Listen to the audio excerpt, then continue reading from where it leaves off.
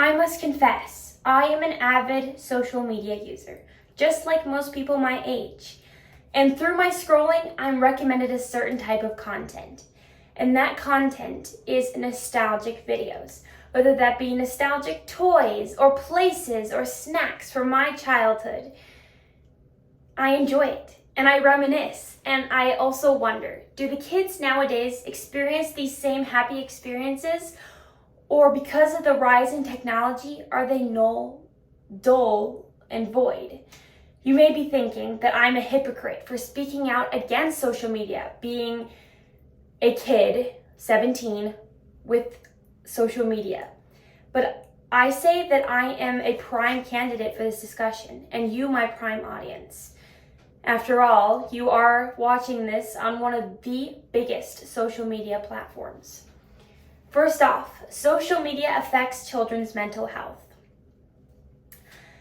It's social media versus reality. Influencers, who are content creators that make lifestyle content, set unrealistic expectations for these kids. These kids are looking for role models. They crave it. They don't know how to enter the next stage of life, so they turn to the screen.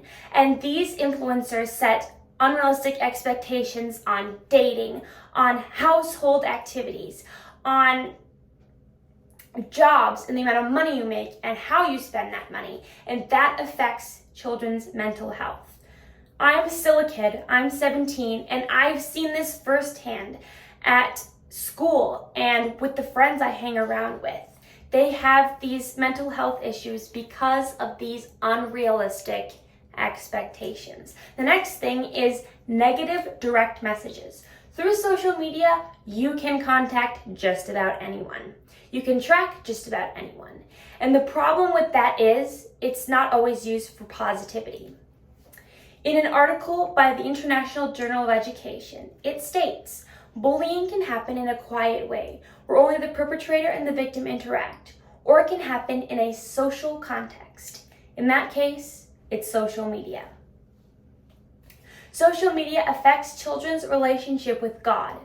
As a child, I remember my mom specifically setting aside time to teach me about the stories in the Bible, the lessons that I need to learn, and the character I need to build as I am transitioning from a child to an adult. The Bible says, train up a child in the way he should go, and when he is old, he will not depart from it. Proverbs 22:6. This is important, and it's being skipped. This new generation is being put in front of a screen, and that is not a character building tactic. What needs to happen is they need to spend more time having a devotional with God, and not in front of a screen on YouTube, on Instagram, on Twitter, on Facebook. This needs to change. God needs to be the center, not social media. The important part about that is social media shouldn't be the basis of each child's life, because it converts children to worldly ideologies, whether that's exposing them to sexualized content, foul language in a video, or political topics that really shouldn't be introduced until later in life. And that brings us to our final topic, which is social media eliminates innocence. In the Bible it says, verily I say unto you, whosoever shall not receive the children of God as a little child, he shall not enter therein. And that is Mark 10:15. What Jesus implies there is that as adults, we need to protect that childlike innocence. That is our job. That innocence is a gift from God, and we need to protect it. And social media is directly trying to bring that down.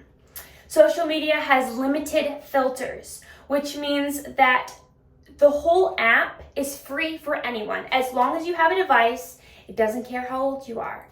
You are exposed, whether you are 5 years old or you're 25 years old. There is no filter in between, and that is a major issue.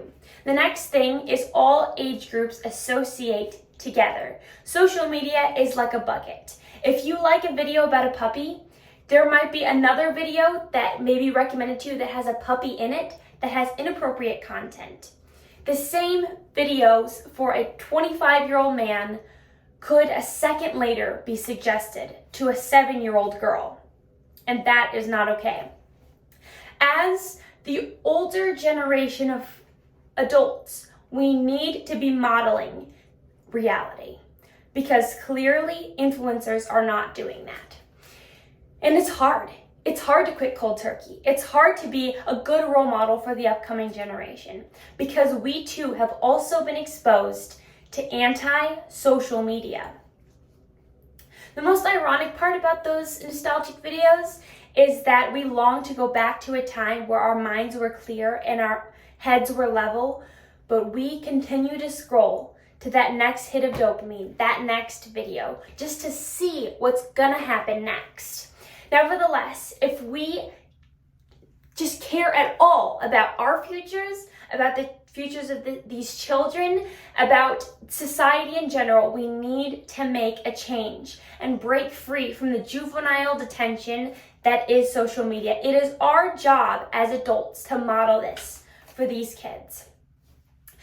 Our descendants fought physical wars. They had physical wounds. They had physical health issues.